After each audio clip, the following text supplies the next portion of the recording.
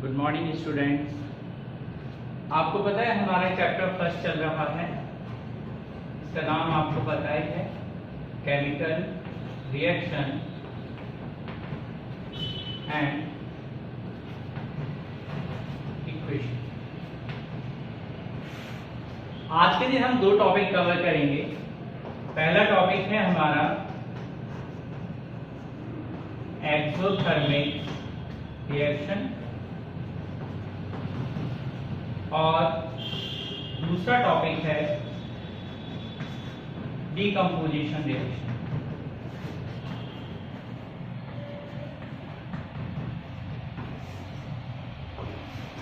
आज हमारे दो टॉपिक होंगे। पहला टॉपिक है हमारा एक्सोथर्मिक रिएक्शन और दूसरा टॉपिक है डीकंपोजिशन रिएक्शन। सबसे पहले हम एक्सोथर्मिक रिएक्शन को समझेंगे कि एक्सोथर्मिक रिएक्शन क्या होती है। ठीक है, चलिए तो पहले हम एक्सोथर्मिक रिएक्शन को देखते हैं। देखिए, एक्सोथर्मिक रिएक्शन ऐसी रिएक्शंस होती हैं जिसमें हीट प्रोड्यूस होती है, हीट फॉर्म होगी। ठीक है, और हीट फॉर्म होगी तो कहां जाएगी, इसके ऊपर आप ये पहला जो वर्ड है एक्सो, इसके ऊपर आप फोकस करेंगे। तो एक्सो, एक्सो का मतलब होता है आउट, इवॉल्व, प्रोड्यूस, फॉर्म। ठीक है, थर्मिक, ये थर्मल से बना है, थर्मिक मतलब टेम्परेचर। ठीक है, तो हीट जो है it is the form of energy. Okay, तो ये वाली जो रिएक्शंस होती हैं, इन रिएक्शंस में एक्चुअली एनर्जी फॉर्म होती है। क्या चीज फॉर्म होगी, एनर्जी। अब देखिए, जब एनर्जी फॉर्म होगी तो हो सकता है एनर्जी हीट के फॉर्म में फॉर्म हो, हीट हो सकती है। कभी कभी जब एनर्जी रिलीज होती है तो साउंड भी प्रोड्यूस होता है। जैसे हम दीपावली पे पटाखे चलाते हैं, तो जब हम उसको जलाते हैं केमिकल रिएक्शन होती है, बहुत जोर का धमाका होता है, तो वो जो आवाज होती है वो क्या है, वो एनर्जी है। हमको यहाँ साउंड के बारे में नहीं पढ़ना है अभी, हम केवल टेम्परेचर के बारे में पढ़ेंगे, मींस हीट। याद रखिएगा, थर्मिक का रिलेशन हीट से। हिंदी में एक्सोथर्मिक रिएक्शन को क्या बोलते हैं, हिंदी में एक्सोथर्मिक रिएक्शन को बोलते हैं हम ऊष्माक्षेपी। ठीक है, तो याद रखिए हमको ऊष्माक्षेपी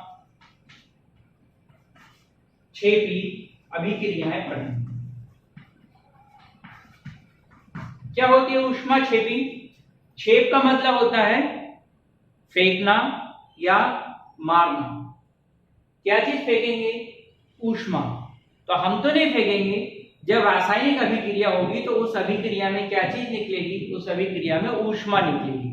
और याद रखिए, ऊष्मा क्या होती है, ये ऊर्जा का एक रूप होती है, ऊर्जा होती है। ठीक है, तो हम क्या बोल सकते हैं ऊष्माक्षेपी अभिक्रिया को, ऊष्माक्षेपी अभिक्रियाएं ऐसी अभिक्रियाएं होंगी जिनमें ऊर्जा उत्पन्न होगी। याद रखिए, क्या होंगी, जिनमें ऊर्जा उत्पन्न होती है। अब हम इसको एक एग्जांपल के थ्रू समझने की कोशिश करेंगे। एक एग्जांपल है, जनरली क्या होता है, जब हमारे यहाँ कोई त्योहार होते हैं, फेस्टिवल होते हैं, इंडिया तो वैसे ही काफी फेस्टिव कंट्रीज है, बहुत सारे त्योहार मनाए जाते हैं यहाँ। तो हम देखते हैं, हम अपने घरों में पुताई करने के लिए जनरली अभी भी चूने का यूज करते हैं। ठीक है, तो जो चूना होता है उसको हम क्या करते हैं, एक बर्तन लेते हैं, एक वेसल ले लीजिए, और इसमें आपने पानी भर दिया और उसमें आपने चूना ऐड कर दिया। तो क्या हुआ, आप थोड़ी देर बाद अगर उस बर्तन को साइड से टच करके देखते हैं तो आपको वो हल्का सा गर्म महसूस होता है। अब ये गर्मी कहां से आई, चलिए इसको हम केमिकल इक्वेशन के फॉर्म में लिख के देखते हैं। चूना, चूना मींस कैल्शियम ऑक्साइड। ये कैल्शियम ऑक्साइड, फॉर्मूला याद होना चाहिए आपको, फॉर्मूला है कैल्शियम ऑक्साइड। अब ये जो कैल्शियम ऑक्साइड है, ये एक्चुअली किसके साथ रिएक्शन कर रहा है, ये रिएक्शन कर रहा है वाटर के साथ, पानी के साथ, H2O। इसका मतलब ये हुआ कि जो ऊष्मा आई, जो एनर्जी निकली है, वो एनर्जी कैल्शियम ऑक्साइड और पानी, इन दोनों के आपस में रिएक्शन से ही प्रोड्यूस हुई है। पहले से वो बर्तन गर्म नहीं था, ठीक है, और ना ही बाहर से उसने कहीं से एनर्जी एब्जॉर्ब कर ली और वो गर्म हो गया, ऐसा कुछ नहीं। देखिए क्या हुआ है, कैल्शियम ऑक्साइड और पानी जब इन दोनों ने आपस में रिएक्शन की तो क्या बनेगा, किसी बच्चे को पता है क्या बनेगा? अगर किसी ने सोचा था कि यहाँ कैल्शियम हाइड्रोक्साइड बनेगा तो बिल्कुल सही सोचा। क्या बनेगा, कैल्शियम ऑक्साइड पानी के साथ रिएक्शन करता है और क्या बनाता है, कैल्शियम हाइड्रोक्साइड। अब ये कैल्शियम हाइड्रोक्साइड बन गया, इसके साथ में हमें मिलती है ऊर्जा। किस रूप में मिलेगी, ये हमको मिलेगी ऊष्मा के रूप में। अब हम कैसे माने कि ऊष्मा निकली, ऊष्मा निकली हम ऐसे मान सकते हैं, जब हम उस बर्तन को हाथ लगाएंगे, टच करेंगे उसको हल्का सा, तो हमको वो गर्म महसूस होगा। ठीक है, तो हमने डेफिनेशन क्या देखी थी, ऊष्माक्षेपी अभिक्रियाएं ऐसी अभिक्रियाएं होंगी जिनमें ऊष्मा या ऊर्जा, आप ऊर्जा भी बोल सकते हैं और ऊष्मा भी बोल सकते हैं, क्योंकि हमने 9th क्लास तक हम पढ़ लेते हैं कि जो ऊर्जा होती है उसके बहुत सारे रूप होते हैं, ताप होता है और जो क्या कहते हैं आवाज होती है, इलेक्ट्रिसिटी, ये भी ऊर्जा है। तो बहुत सारे फॉर्म है ऊर्जा के, उसी फॉर्म में से एक फॉर्म है ऊष्मा। ठीक है, तो जब भी हम इसको बताएंगे कि ऊष्माक्षेपी अभिक्रिया क्या है, तो आप दोनों में से किसी एक ही शब्द का प्रयोग करेंगे, दोनों का कभी नहीं करेंगे। या तो आप बोलेंगे ऊर्जा उत्पन्न होती है या फिर आप बोलेंगे ऊष्मा उत्पन्न होती है। ठीक है, हम क्या बोल सकते हैं कि कैल्शियम ऑक्साइड पानी के साथ रिएक्शन कर रहा है, कैल्शियम हाइड्रोक्साइड बन रहा है और एनर्जी रिलीज हो रही है। ठीक है, हम इसको एनर्जी भी लिख सकते हैं और हीट भी लिख सकते हैं। ठीक है, दोनों में से कोई एक चीज का यूज करना है। क्लियर? तो ये हमारे कॉमन एग्जांपल है एक्सोथर्मिक रिएक्शन का। अब क्वेश्चन आता है क्या यही एक एग्जांपल है, कोई और एग्जांपल नहीं हो सकता? तो और भी एग्जांपल है, चलिए हम वन बाय वन दो एग्जांपल और देखेंगे। ठीक है, एक एग्जांपल है बर्निंग ऑफ कोल। आपने देखा होगा कोयला जलाते हैं, आपने अंगीठी जलाई होगी, सिगड़ी, अंगीठी, कोल स्टोव, उसको जब हम जलाएंगे तो क्या होगा, उसमें क्या जलता है, कोल। किसी को केमिकल फार्मूला पता है कोल का? अगर आप लोगों ने सोचा था इसका केमिकल फार्मूला सी है तो सही है। कोल मींस कार्बन, कोल मींस कार्बन। अब ये कार्बन है, अब हम क्या कर रहे हैं, इसको जला रहे हैं। किसकी प्रेजेंस में जलती है चीजें? हमेशा ऑक्सीजन की प्रेजेंस में ही जलती है। तो कार्बन ऑक्सीजन के साथ रिएक्शन कर रहा है। ठीक है, और आप इसको जला रहे हैं। जलाने के लिए हमको एक छोटा सा सिंबल बनाते हैं, ट्राइंगल। जब हमने प्रीवियस लेक्चर लिया था तो उसमें आपको सारे सिंबल बता दें कि हम इस सिंबल का कैसा यूज करते हैं। ठीक है, तो कार्बन ऑक्सीजन के साथ रिएक्शन कर रहा है, क्या बनाएगा, ये बनाएगा कार्बन डाइऑक्साइड। ठीक है, और क्या होगा, अब आप में से कोई बच्चा अगर बहुत ज्यादा ब्रेव है और उसको लगता है कि नहीं वो बहुत शक्तिमान है, तो हम में से कोई भी उस जलती हुई सिगड़ी में हाथ नहीं डालता। क्यों नहीं डालता? पता है ना, हम जल जाएंगे। और जलेंगे क्यों? उसका सिंपल सा रीजन है, वहां क्या प्रोड्यूस हो रही है, हीट। हीट प्रोड्यूस हो रही है, इट मींस ये भी कौन सी रिएक्शन हो गई, एक्सोथर्मिक रिएक्शन। तो एक एग्जांपल क्या हो गया एक्सोथर्मिक रिएक्शन का, reaction of lime with water. दूसरा क्या हो गया, बर्निंग ऑफ कोल। एक एग्जांपल और लेते हैं हम एक्सोथर्मिक रिएक्शन का। तीसरा एग्जांपल बहुत कॉमन है, हम अपनी लाइफ से ही लेते हैं। आपने देखा होगा जब भी किसी पर्सन की डेथ हो जाती है तो उसकी बॉडी ठंडी हो जाती है। हमने अभी उसको रेफ्रिजरेटर में नहीं रखा, और हमारी बॉडी का भी एक पर्टिकुलर टेम्परेचर होता है। आप अपने फ्रेंड के हाथ को टच करके देख सकते हैं, उसकी बॉडी गर्म होगी। तो ये गर्मी कहां से आती है हमारी बॉडी में, और जो पर्सन जिसकी डेथ हो गई है उसके अंदर से वो गर्मी क्यों निकल रही है? ऑर्गन सारे वही हैं जो हमारे पास थे, जब वो जिंदा था तब उसके पास वही ऑर्गन थे और अभी भी वही ऑर्गन है। तो ऑर्गन में तो कोई कमी नहीं हुई, ब्लड अभी भी उसकी बॉडी में है। फिर डेथ होने के बाद में ठंडा क्यों हो गया? कुछ तो एक ऐसी एक्टिविटी हुई है जिसकी वजह से उसकी बॉडी ठंडी हुई। जानते हो वो एक्टिविटी कौन सी है? उस एक्टिविटी का नाम है रेस्पिरेशन। क्या बोलेंगे इसको हम हिंदी में? श्वसन।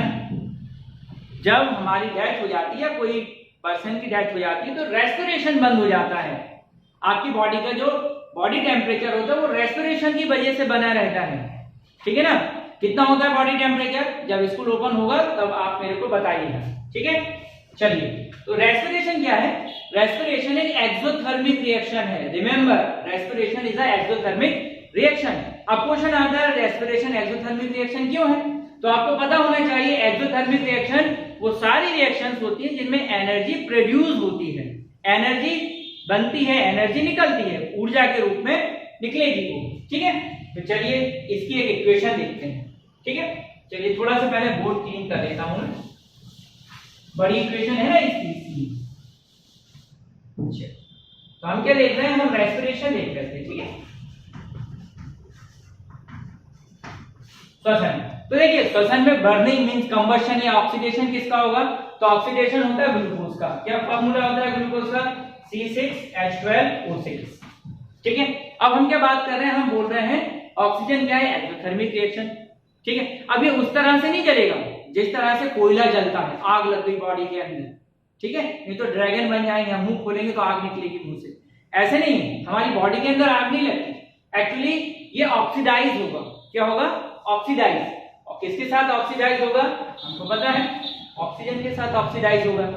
ठीक है, अब क्या हो रहा है, ये रेस्पिरेशन हो रहा है। रेस्पिरेशन होता है तो क्या इक्वेशन होती है रेस्पिरेशन की, जब भी ग्लूकोज, ये ग्लूकोज का फॉर्मूला है, ग्लूकोज ऑक्सीजन के साथ में रिएक्ट करता है तो दो कंपाउंड बनते हैं, याद रखिए हमेशा। एक क्या बनेगा, एक बनता है कार्बन डाइऑक्साइड और दूसरा बनता है पानी, वाटर, और साथ में क्या बनती है, ऊर्जा, एनर्जी। और यही ऊर्जा क्या होती है, हमारी बॉडी को गर्म रखती है। ठीक है, अब इसको बैलेंस कीजिए। ये कौन सी इक्वेशन, ये है स्केलेटल इक्वेशन। ठीक है, अब इसको हमको क्या करना है, बैलेंस करने के लिए हम क्या करेंगे, दोनों तरफ हमारे एटम बराबर होने चाहिए। बच्चे जनरली ये वाली इक्वेशन को गलत लिख कर आते हैं। गलत क्या कर देते हैं, कहीं भी कुछ भी नंबर ऐड कर देते हैं, सोचते हैं बैलेंस हो गया। नहीं, हमने बैलेंस करना सीखा था, आपको बताया था, एक सिंपल सा बेसिक रूल बताया था। जब भी आप केमिकल रिएक्शन को बैलेंस करेंगे तो सबसे पहले क्या करेंगे, आप ऐसा कंपाउंड देखेंगे जिसमें सबसे ज्यादा एटम होंगे।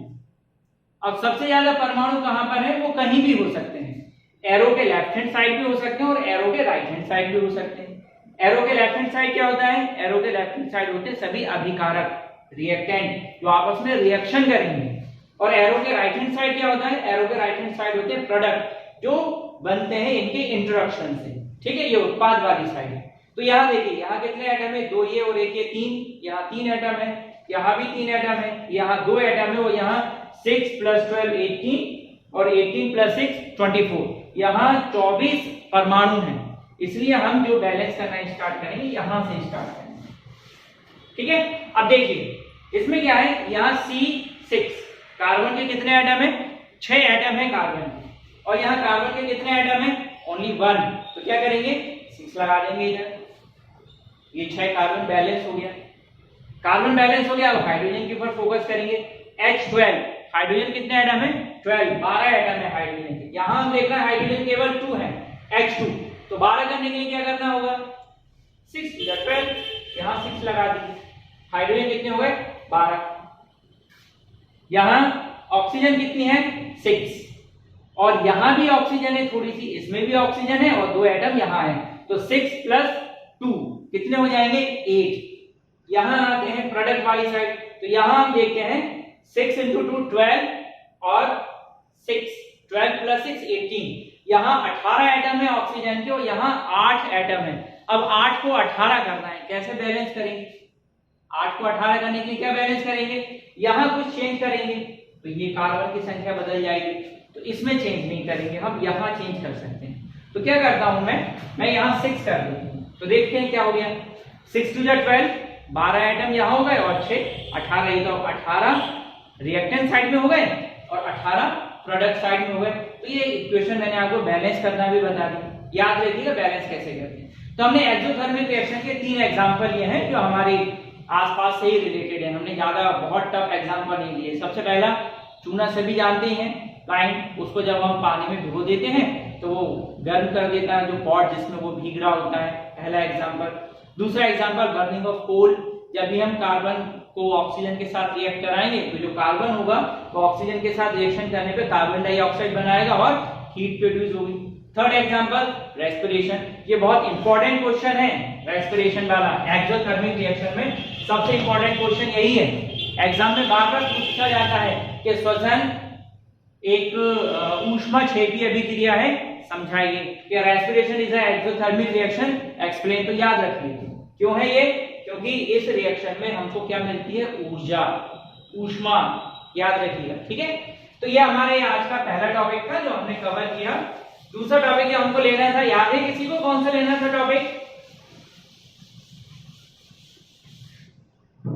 दूसरा टॉपिक है हमारा डीकंपोजिशन।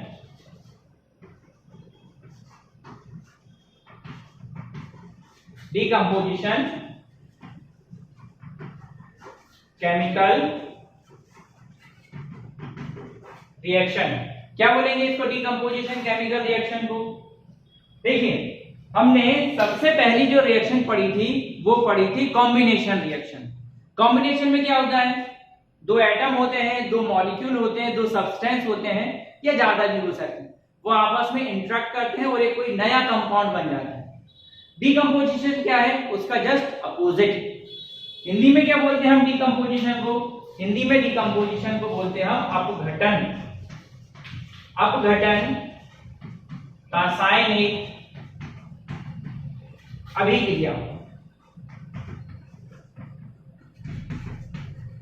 ठीक है, अपघटन, अपघटन का मतलब क्या होता है? अब का मतलब होता है टूटना, घटन मतलब घटकों में, जिन घटकों से मिलकर कोई चीज बनी है वो उन्हीं चीजों में टूट जाएगी। कब टूटेगी? जब रासायनिक अभिक्रिया होगी। याद रखिए, रासायनिक अभिक्रिया जब होगी तब कोई भी जो कंपाउंड है, कोई यौगिक है, वो उन्हीं कंटेंट में टूट जाएगा जिनसे मिलकर वो बना था। एक सिंपल सा एग्जांपल लेते हैं पहले। मान लीजिए कोई कंपाउंड है हमारे पास, उसका नाम है एबी ले सकते हैं या एबीजेड ले लीजिए, कुछ भी लीजिए। ये क्या है? ये कोई कंपाउंड है। ठीक है, ये एरो का निशान क्या शो करता है? ये केमिकल रिएक्शन शो करता है, आपको पता है। अब ये क्या है? यहाँ कोई केमिकल रिएक्शन हो रही है। सपोज करो हमने इसको गर्म कर दिया, एबीजेड को क्या किया हमने? गर्म कर दिया। अब जब गर्म कर दिया तो क्या होगा? गर्म होने पर एबीजेड में से पहले जेड निकल गया, बाद में एबी में से बी निकल गया और फिर ए निकल गया। तो क्या होगा? ये जो एबीजेड था ये एक कंपाउंड था, अब इससे 3 प्रोडक्ट बन गए। ये बन गया P1 पहला प्रोडक्ट, ये बना P2 दूसरा प्रोडक्ट और ये बना P3 तीसरा प्रोडक्ट। हम देख रहे हैं कि 3 नए कंपाउंड बन गए, 3 नए यौगिक बन गए। ठीक है, कंपाउंड क्या बोलेंगे इसको हिंदी में हम? यौगिक। ठीक है, तो ये पहला उत्पाद, ये दूसरा और ये तीसरा। ठीक है, तो क्या हो रहा है डिकम्पोजिशन रिएक्शन में? डिकम्पोजिशन केमिकल रिएक्शन में क्या होगा? कोई भी कंपाउंड होगा वो या तो 2 मिनिमम 2 या मोर देन 2 या 2 से ज्यादा नए कंपाउंड बनाएगा। नए का क्या मतलब है? जो Z है वो केमिकली ABZ से डिफरेंट है, जो B है वो केमिकली ABZ से डिफरेंट है, जो A है वो केमिकली ABZ से डिफरेंट है, बिल्कुल अलग है। ये तीनों मिलकर ABZ बनाए थे। जब हमने ABZ को गर्म कर दिया तो इससे 3 नए यौगिक बन गए, याद रखिएगा। तो अब हम डिकम्पोजिशन रिएक्शन को क्या बोल सकते हैं? हम बोल सकते हैं कि डिकम्पोजिशन रिएक्शन में कोई भी जो कंपाउंड होता है, सब्सटेंस होता है, वो केमिकली रिएक्ट करता है और उसके बाद में 2 और मोर न्यू केमिकल सब्सटेंस को फॉर्म करेगा। वो अपघटन अभिक्रिया में क्या बोलेंगे हम? कोई यौगिक रासायनिक अभिक्रिया के बाद 2 या 2 से अधिक नए यौगिकों का निर्माण करता है। अब इसका हम एक कोई केमिकल एग्जांपल देखते हैं जो हमारी बुक में हो। चलिए, तो देखिए आपकी जो बुक है उसमें बहुत अच्छा एग्जांपल है, और वो एग्जांपल क्या है? वो है फेरस सल्फेट हेप्टाहाइड्रेट। ये नाम याद रखिए, फेरस सल्फेट हेप्टाहाइड्रेट। इस कंपाउंड के साथ हम 2 बार डिकम्पोजिशन रिएक्शन देखेंगे। यही एक कंपाउंड है और 2 बार रिएक्शन करेगा। ये फेरस सल्फेट है FeSO4 और ये हेप्टाहाइड्रेट है। हेप्टा मीन 7, तो ये 7 हो गया। हाइड्रेट मीन वाटर, पानी, तो ये पानी का एक अणु हो गया। तो इसका मतलब क्या हुआ? फेरस सल्फेट के साथ पानी के 7 अणु हैं। अब ये जो पानी के 7 अणु हैं, ये डॉट लगा हुआ है, इसका क्या मतलब है? इसका मतलब है कि ये जो पानी के 7 अणु हैं ये लेटिस वाटर है। कौन सा है? Lattice water. ठीक है, चलिए आयनिक जल भी बोलते हैं इसको हम। अब इसको हमने क्या किया? इसको हम गर्म करेंगे। जब हम गर्म करेंगे तो सबसे पहले पानी गर्म होगा, पानी गर्म होगा तो भाप बन के पानी निकल जाएगा। क्या बचेगा? केवल हमारे पास बचता है फेरस सल्फेट और ये 7 अणु पानी के, ये अलग हो गया। ठीक है, तो क्या हुआ? ये डिकम्पोज हुआ। क्या क्या हुआ? पहले जो फेरस सल्फेट हेप्टाहाइड्रेट था, इस फेरस सल्फेट हेप्टाहाइड्रेट में से फेरस सल्फेट अलग हुआ और पानी के 7 अणु अलग हो गए। अब आगे की जो रिएक्शन है वो रिएक्शन किस पर होती है? वो रिएक्शन केवल फेरस सल्फेट के साथ हम करते हैं। ध्यान दीजिए, ये फेरस सल्फेट है। कितने दिख रहे हैं मॉलिक्यूल आपको? केवल एक, अकेला कंपाउंड है, एक ही कंपाउंड है और उस कंपाउंड का भी एक ही मॉलिक्यूल है। ध्यान दीजिए, फेरस सल्फेट। याद रखिए, जब भी हम फेरस सल्फेट को गर्म करेंगे तो इससे 3 नए कंपाउंड बनते हैं। ध्यान रखिए, एक है फेरस सल्फेट और गर्म करने पे कितने बनाएगा? 3 नए कंपाउंड बनाएगा। कौन कौन से बनाएगा? नंबर 1, सबसे पहला बनाता है ये फेरिक ऑक्साइड। याद रखिए, पहला कंपाउंड क्या बनेगा? Ferric oxide. दूसरा कंपाउंड बनता है, उसका नाम है सल्फर ट्राइऑक्साइड। क्या बनता है? Sulphur trioxide. नंबर 3, तीसरा कंपाउंड है, ये बनता है सल्फर डाइऑक्साइड। क्या बनेगा? Sulphur dioxide. ठीक है, तो क्या है? एक ही कंपाउंड है, हमने उसको गर्म किया, गर्म करने पर 1 2 3 नए कंपाउंड बने। फेरिक ऑक्साइड है वो फेरस सल्फेट से टोटली डिफरेंट है। ये दोनों गैसेस हैं, ये सल्फर ट्राइऑक्साइड सल्फर डाइऑक्साइड से अलग है, सल्फर डाइऑक्साइड सल्फर ट्राइऑक्साइड से अलग है, और ये तीनों इस फेरस सल्फेट से अलग है। अब इनको बैलेंस कर लीजिए। बैलेंस कहां से करेंगे? वहां से करेंगे, वहां सबसे ज्यादा एटम है। ठीक है, यहाँ 3 है, यहाँ 4 है, यहाँ 5 है और यहाँ 6 है। ठीक है, काउंट कीजिए। 2 + 1 3, 3 + 1 4, 3 + 2 5 और ये 4 + 1 5 + 1 6। तो हमारी जो बैलेंस करने का जो रूल है वो क्या कहता है कि हम उस कंपाउंड से बैलेंस करते हैं जहां सबसे ज्यादा एटम होते हैं। तो जो हमने आपको रूल बताया था उसके अकॉर्डिंग हमको यहां से बैलेंस करना चाहिए। लेकिन अब यहाँ एक प्रॉब्लम, ध्यान दीजिए, यहाँ आयरन जो है वो 1 है और इसमें आयरन 2 है। तो हम क्या करेंगे? इससे बैलेंसिंग स्टार्ट नहीं करेंगे, हम इससे बैलेंसिंग स्टार्ट करेंगे। ठीक है, क्योंकि यहाँ हमारे पास आयरन कितने हैं? 2। ठीक है, चलिए इसको मैं दोबारा से लिख देता हूँ। चलिए, तो यहाँ आयरन 2 और यहाँ आयरन कितने हैं? 1। तो पहले हम आयरन को बैलेंस करेंगे। यहाँ 2 है तो हमने यहाँ पर 2 लगा। ठीक है, 2 आयरन हो गए। उसके बाद में हम ऑक्सीजन पे आते हैं, तो ऑक्सीजन यहाँ भी है, यहाँ भी और यहाँ भी है। गेट द सम, तो टोटल ऑक्सीजन कितनी हो जाएगी? 3 और 3 6 और 2 8। हमारे पास 8 अणु हैं ऑक्सीजन के। यहाँ कितने हैं? सॉरी, एटम 4 और ये 2 का इंटू कर देंगे तो 4 दूनी कितने हो जाएंगे? 8। मतलब हमारे ऑक्सीजन बैलेंस है। सल्फर 2 है, एक सल्फर ट्राइऑक्साइड में है, दूसरा सल्फर डाइऑक्साइड में है। तो सल्फर ट्राइऑक्साइड में 1 और सल्फर डाइऑक्साइड में 1, तो 1 + 1 2। यहाँ देखिए, यहाँ फेरस सल्फेट के 2 अणु हैं, एक अणु में 1 है, तो 2 में कितने हो जाएंगे? 2। तो आपने देखा केवल यहाँ 2 लगाने से ही पूरी इक्वेशन बैलेंस हो गई। ठीक है, मैं बार-बार आपको इक्वेशन बैलेंस करना इसलिए बता रहा हूँ क्योंकि एग्जाम में जो आता है वो आपको एक वर्ड इक्वेशन लिखी आती है। ठीक है, what happen when ferrous sulphate is gets heated, जब वो गर्म होता है तो क्या बनाता है? तो बस यही लिखा हुआ है और आपको ये पूरी इक्वेशन लिखना पड़ेगी और खुद से बनाना पड़ेगी। ठीक है, तो ये तो था हमारा डिकम्पोजिशन रिएक्शन। अब है इसके टाइप, डिकम्पोजिशन रिएक्शन के टाइप, और देखें कि ये डिकम्पोजिशन रिएक्शन या अपघटन अभिक्रिया कितने प्रकार की होती है। ठीक है, तो चलिए उसके टाइप्स पढ़ के देखते हैं हम।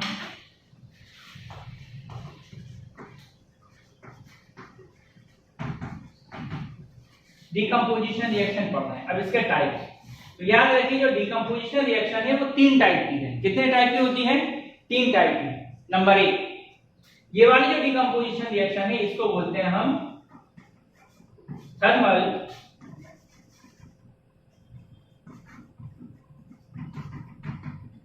Decomposition reaction. ठीक है, अब थर्मल को हम हिंदी में क्या लिखेंगे? तो थर्मल मतलब ताप या ऊष्मा। ठीक है, तो इसको बोलेंगे हम ऊष्मीय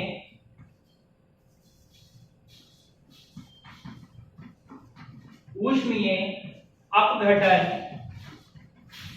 अभिक्रिया। ठीक है, ये पहला प्रकार होगा, पहला टाइप थर्मल डिकम्पोजिशन रिएक्शन, ऊष्मीय अपघटन अभिक्रिया। इसको हम ऊष्मा को और क्या बोलते हैं? ताप। तो हम ताप भी बोल सकते हैं। तो फिर ये क्या हो जाएगा? तापीय अपघटन अभिक्रिया। ठीक है, दूसरा क्या है? जो थर्मल डिकम्पोजिशन रिएक्शन है, जो दूसरा टाइप है इसको बोलते हैं हम फोटो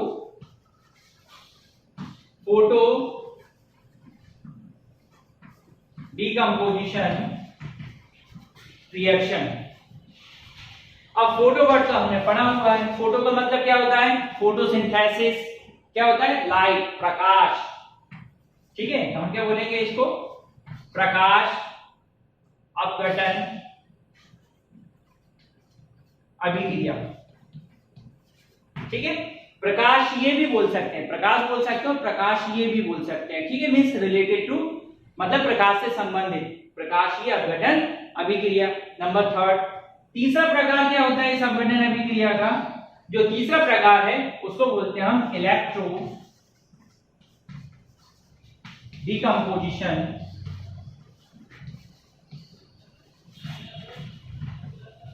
रिएक्शन, ठीक है। तो ये क्या हो जाएगा? विद्युत अपघटन अभिक्रिया। तो डिकम्पोजिशन रिएक्शन कितने प्रकार की है? 3 प्रकार की। चलिए तीनों को समझ के देखते हैं। सबसे पहला टाइप ले रहे हैं हम थर्मल डिकम्पोजिशन रिएक्शन। तो याद रखिए, बहुत सिंपल है, थर्मल टेम्परेचर। ये वाला जो डिकम्पोजिशन होगा वो किसकी प्रेजेंस में होगा? हीट की प्रेजेंस में। मींस इसको कंप्लीट होने के लिए क्या चाहिए? हीट, बस हीट के अलावा कुछ नहीं। अगर आपने उसको गर्म कर दिया तो क्या हो जाएगा? रिएक्शन कंप्लीट हो जाएगी, इसके अलावा कुछ नहीं चाहिए। डेफिनेशन वही रहेगी जो डिकम्पोजिशन रिएक्शन की है, बस उसमें थर्मल वर्ड ऐड हो जाएगा, ठीक है। तो ये वाली रिएक्शन कब कंप्लीट होती है? जब हम किसी केमिकल सब्सटेंस को गर्म करते हैं या जलाते हैं या उसको किसी भी तरीके से हम हीट उसको देते हैं। Photo decomposition reaction, photo means light, ये कब कंप्लीट होगी?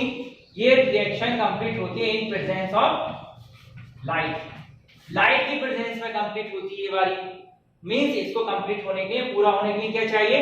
प्रकाश। अगर प्रकाश उपस्थित है तो ये वाली अभिक्रिया हो जाएगी, और प्रकाश अगर उपस्थित नहीं है तो ये वाली अभिक्रिया नहीं होगी, ठीक है। तीसरा, जो तीसरी रिएक्शन है, तीसरा टाइप है उसका electro decomposition reaction. Electro means electricity, ठीक है। तो ये कब कंप्लीट होगी? इसको कंप्लीट होने के लिए क्या चाहिए? इलेक्ट्रिसिटी चाहिए। अगर इलेक्ट्रिसिटी है, विद्युत है, तो ये कंप्लीट होगी रिएक्शन, और अगर विद्युत नहीं है तो ये कंप्लीट नहीं होगी, ठीक है। तो ये इनके टाइप हैं। अब हम इनके एक एक एग्जांपल लेते हैं जल्दी जल्दी।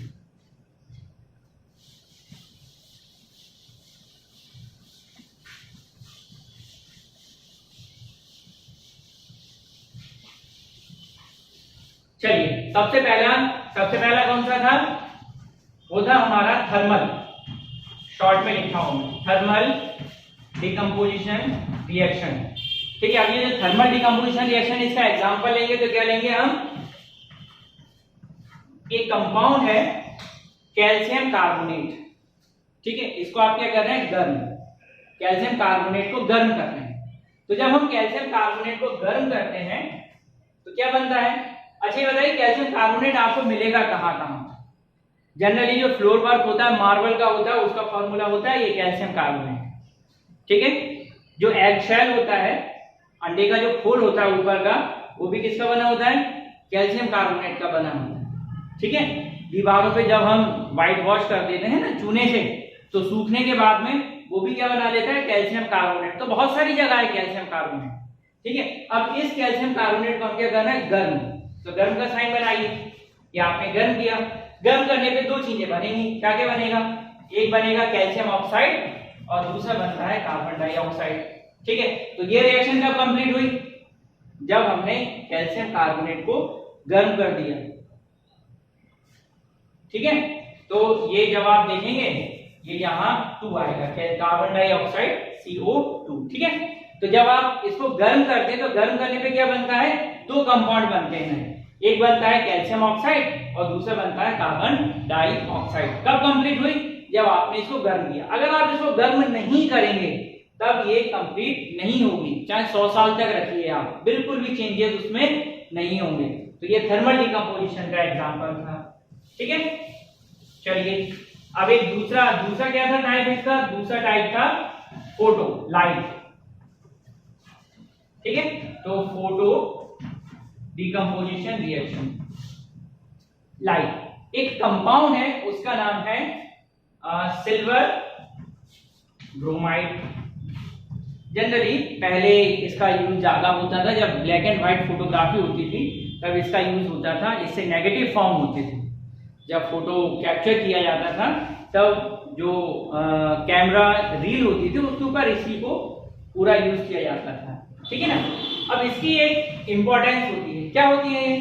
जब भी सिल्वर ब्रोमाइड को लाइट लाइट की प्रेजेंस में, यूवी लाइट हो या कोई और लाइट सोर्स हो, बल्ब हो, कुछ भी हो, जैसे ही हम सिल्वर ब्रोमाइड को लाइट में एक्सपोज करते हैं, लाइट प्रकाश की रोशनी में उसको जब हम रखते हैं तो क्या होता है, इससे सिल्वर अलग हो जाता है और ब्रोमीन अलग हो जाता है। अब इसको हम बैलेंस करेंगे, तो बैलेंस करने के लिए क्या करेंगे, यहाँ 2 लगाएंगे, ये हो जाएगा 2Ag और ये हो जाएगा Br2। ठीक है, तो ये इस तरह से ये रिएक्शन हुई, किसकी प्रेजेंस में हुई, याद रखिए प्रेजेंस में हुई है लाइट की। ठीक है, तो क्या बोलेंगे इसको बोलेंगे हम फोटो डिकम्पोजिशन रिएक्शन। ठीक है, प्रकाश अपघटन अभिक्रिया। ठीक है, चलिए आज के इतने रखते, जो हमारा तीसरा रह गया है इलेक्ट्रोलिसिस या इलेक्ट्रो डिकम्पोजिशन रिएक्शन, उसको हम कल करेंगे। ठीक है, इसको जो मैं आपको बता रहा हूं इनको आप कॉपी में लिखते जाइए और जब आपके स्कूल ओपन होंगे तब मैं उसको बाकायदा चेक करूंगा। और एक चीज याद रखिए, अगर आपको कोई डाउट हो तो आप मेरे से पूछ सकते हैं, लेकिन डाउट उन्हीं बच्चों के क्लियर होंगे जिनके पास मेरे को वर्क कंप्लीट मिलेगा। जिनका वर्क कंप्लीट नहीं, उनका कोई डाउट क्लियर नहीं होगा, याद रखिए। चलिए, आशा करता हूँ आपको आज का वीडियो लेक्चर समझ में आया होगा। Thank you.